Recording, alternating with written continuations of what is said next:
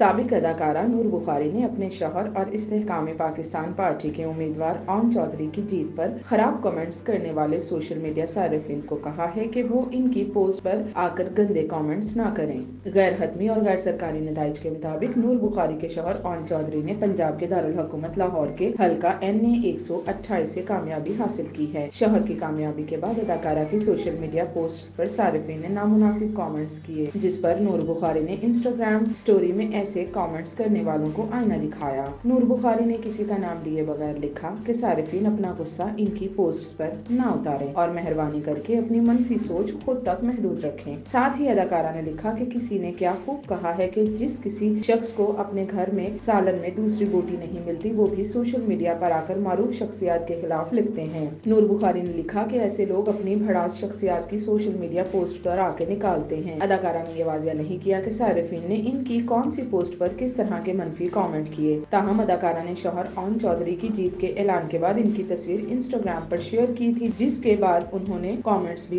बंद कर दिए।